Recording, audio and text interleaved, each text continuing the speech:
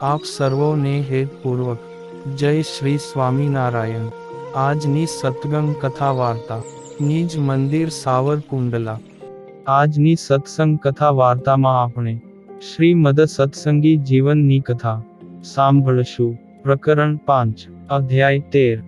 1 ભગવાન શ્રી નારાયણ મુનિ કહે છે કે, હે બ્રાહ્મણ, હવે ગૃહસ્થ બ્રાહ્મણના વિશેષ ધર્મો કહું છું, તે સાંભળો। બ્રાહ્મણોએ પ્રતિદિન સ્નાનાદિક ષટકર્મ પરાયણ, સદાય બાહ્ય અને આંતર પવિત્રપણે રહી આ લોકમાં વિચરણ કરવું।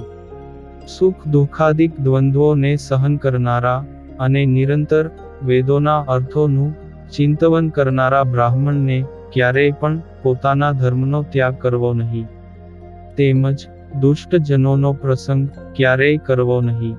શ્વેત વસ્ત્રોને ધારણ કરનારો, મસ્તક નાકેશ દાઢી મૂછ મુંડાવી નાખનારો, તપ કરવામાં પ્રીતિવાળો, અતિ સૂક્ષ્મ વસ્ત્રોને ધારણ નહીં કરનારો, હંમેશા આળસનો ત્યાગ કરનારો, યથાયોગ્ય થોડી નિંદ્રાવાળો, નિરંતર સ્નાન સંધ્યા પરાયણ વર્તનારો, બ્રહ્મયજ્ઞાદિક ગાયત્રી મંત્રના જપમાં પ્રીતિવાળો અને સમયે સમયે શ્રાદ્ધ કર્મ કરનારા બ્રાહ્મણો જ દેવાદિકના ઋણમાંથી મુક્ત થાય છે। હંમેશા અતિથિને અન્ન આપનારો, પરના અપરાધને ક્ષમા કરનારો અને દયાળુ બ્રાહ્મણ જ ઉપરોક્ત ગુણોથી યુક્ત હોય ત્યારે તેમને ગૃહસ્થ કહેવાય છે, પરંતુ કેવળ સ્ત્રીને પરણવા માત્રથી તે ગૃહસ્થ કહેવાતો નથી।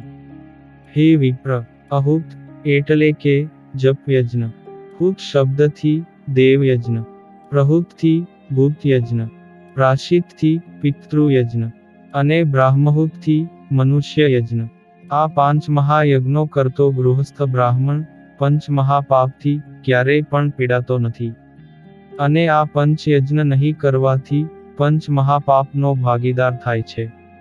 જે વિપ્રનું ભોજન કેવળ સ્વાર્થ માટે જ હોય, સ્ત્રી સંભોગ માત્ર કામ ક્રીડા માટે જ હોય, અને જેનું વેદાધ્યયન કેવળ આજીવિકા માટે જ હોય, તેનું જીવન નિષ્ફળ કહ્યું છે। હે વિપ્ર, જે બ્રાહ્મણ કેવળ વ્યાકરણાદિક શબ્દશાસ્ત્ર ભણવામાં આસક્ત હોય, પ્રતિદિન અનેક પ્રકારના રસયુક્ત ભોજનો જમવામાં આસક્ત હોય, કોમળ ઝીણા વસ્ત્રો પરિધાન કરવામાં આસક્ત હોય, તેમજ ગાયન આદિકથી લોકરંજન કરવામાં આસક્ત હોય, તેનો મોક્ષ થતો નથી। પરંતુ જે વિપ્રને એકાંત પ્રિય હોય, ઇન્દ્રિયોના દેવતાએ સહિત ઇન્દ્રિયોને રાજી કરવામાં નિવૃત્ત હોય, શ્રીમદ ભાગવતાદિક શાસ્ત્રોનું અધ્યયન અને ભગવાનના ધ્યાન યોગમાં સદાય આસક્ત ચિત્તવાળો હોય, હંમેશા કાયા મન વાણીથી અહિંસા પરાયણ રહેતો હોય, તેવા વિપ્રનો નિશ્ચય મોક્ષ થાય છે।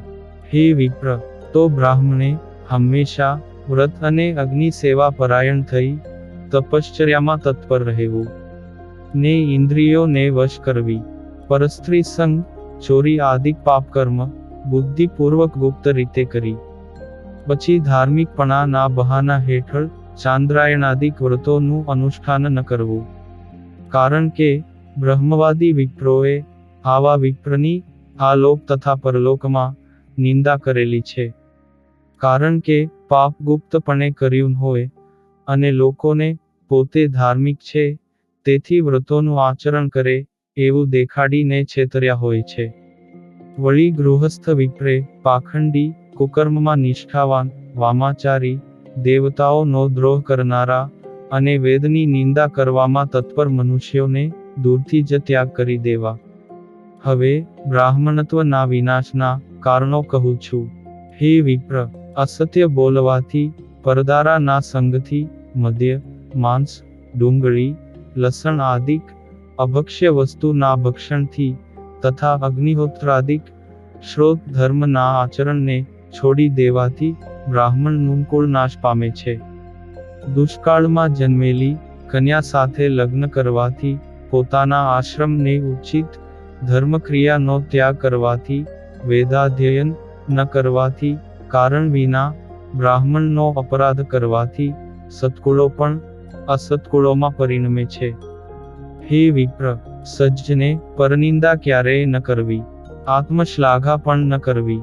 પોતાના પ્રાણ નીકળવાનો સમય ઊભો થઈ જાય છતાંને પણ પાપ રહિતને ક્યારેય પણ પાપી ન કહેવો.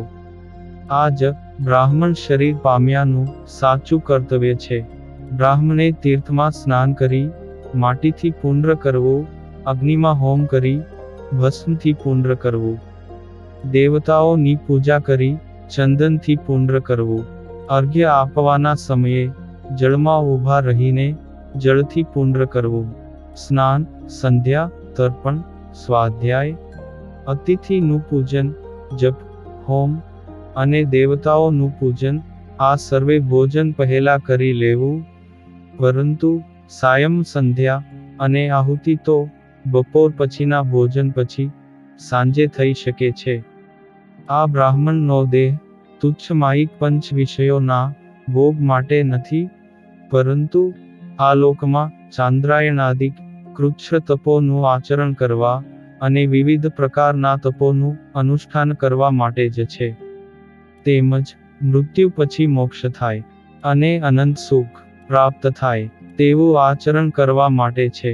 હે વિપ્ર, ક્ષત્રિય ધર્મનો આશ્રય કરી ધનુષ્યની દોરી ખેંચવી, શસ્ત્રાદિકથી શત્રુને મારી નાંખવા, આપતકાળ પડ્યા વિના પણ કૃષિ કર્મ, વાણિજ્ય અને પશુપાલનનું કર્મ કરવું, તથા દ્રવ્યનું ઉપાર્જન કરવા માટે નીચ જનોની સેવા કરવી, આ બધુંને બ્રાહ્મણોને અતિશય અયોગ્ય છે.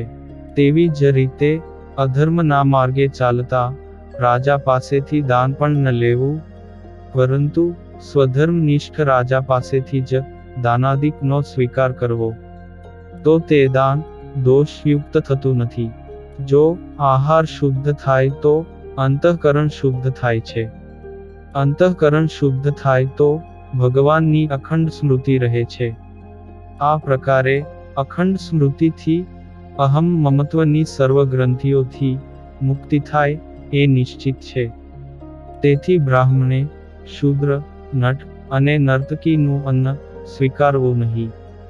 ગણાન એટલે કે કૃત નક્ષત્રને સૂચવનારાનું અન્ન, ગણિકા, ગાંધર્વ આદિક સર્વે હીન જાતિના જનોનું અન્ન ભક્ષણ કરવું નહીં. ગૃહસ્થે પોતાને નિત્ય કરવાનું ભોજન, અતિથિઓનું ભોજન, સર્વે સેવક વર્ગનું ભોજન અને પોતાના પુત્રાદિક પરિવારનું કે સંબંધી જનોનું ભોજન એક સરખું રાખવું તે જ યોગ્ય છે. તેમાં ન્યૂનાધિક ભાવ કરીને પંક્તિ ભેદ કરવો નહીં. પોતાના ખેતરમાં ખેતી કરનારાનું અન્ન, કુળ પરંપરાગત મિત્રનું અન્ન, પોતાની ગાયોનું રક્ષણ કરનારાનું અન્ન અને વાણંદનું અન્ન આ ચારેય શૂદ્રોએ અર્પણ કરેલું અન્ન બ્રાહ્મણને સ્વીકારવા યોગ્ય કહેલું છે. નિષેધમાં આ ચારેય અપવાદ છે. તેમજ પોતાને દાસભાવે સમર્પણ કરનારા શૂદ્રના અન્નને પણ સ્વીકારવું. આ બધાય પાસેથી કાચું અન્ન સ્વીકારવું. હે વિપ્ર, ભોજન કરવાના સમયે પૃથ્વી ઉપર ભૂપતયે નમઃ એ મંત્રથી બલિપત્ર અર્પણ કરીને પછી અમૃતો પસ્તરણમસી સ્વાહા આ મંત્રથી અપોષણ વિધિ કરવો. પછી પ્રાણાય સ્વાહા એ મંત્રથી પ્રાણરૂપી અગ્નિમાં આહુતિ અર્પણ કરવા પૂર્વક મૌન રહીને ભોજન કરવું. મૌન છોડીને સ્નાન કરનારા વિપ્રના શરીરનું બળ વરુણ દેવ હરી જાય છે. મૌન છોડીને હોમ કરનાર વિપ્રની ધન શોભાદિક સંપત્તિને અગ્નિદેવ હરી જાય છે. અને મૌન છોડીને ભોજન કરનારા વિપ્રની આયુષ્ય મૃત્યુદેવ હરી જાય છે. તેથી જ આ ત્રણેયમાં મૌન વ્રત રાખવું અતિ જરૂરી છે. મૌનનો ભાવ એટલે ભગવદ નામ સિવાયનું બોલવું નહીં. ભગવાનનું નામોચ્ચારણ તો આ ત્રણેય કર્મનો મહાગુણ કહ્યો છે. ભોજન કરવાના સમયે ભાતરૂપી અન્નને થાળીના મધ્ય ભાગમાં રાખવું અને તેમની જમણી બાજુએ ઘી મિશ્રિત ખીરની સ્થાપના કરવી. તેમના આગળના ભાગમાં શાકાદિક અને બહુ ઘી સાકરના લાડુ આદિક મિષ્ટાન અને વડા ભજીયા આદિકને તે ભાતની ડાબી બાજુએ રાખવા. હે વિપ્ર, એક પંક્તિમાં બેઠા હોઈએ ત્યારે કોઈ પાપી જમવા આવે તો તેમને જુદી પંક્તિમાં બેસાડવો. જો તે સમયે પંક્તિ ભેદ કરવામાં ન આવે તો તે પાપીનું પાપ સાથે જમવા બેઠેલા સર્વેને એક સરખું લાગે છે. તેથી પંક્તિ ભેદ કરવો. અગ્નિ, ભસ્મ, સ્તંભ, પાણીની રેખા, દ્વાર અને માર્ગ આ 6 વસ્તુના વ્યવધાનથી જુદી પંક્તિ થયેલી ગણાય છે. ગૃહસ્થ વિપ્રે પિતૃદેવ તથા અતિથિને અન્નનું પ્રદાન કરી અમૃત તુલ્ય એ અન્ન જમવું. પોતાના સ્વાર્થ માટે રાંધનારો કેવળ ઉદર ભરનારો કહેલો છે. તેથી તે પાપને ખાય છે.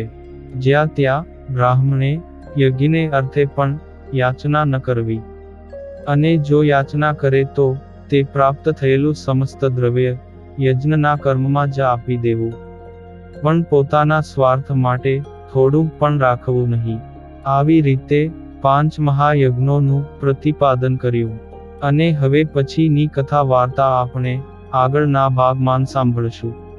અત્યારે આપ સર્વોને ભાવથી જય શ્રી સ્વામિનારાયણ.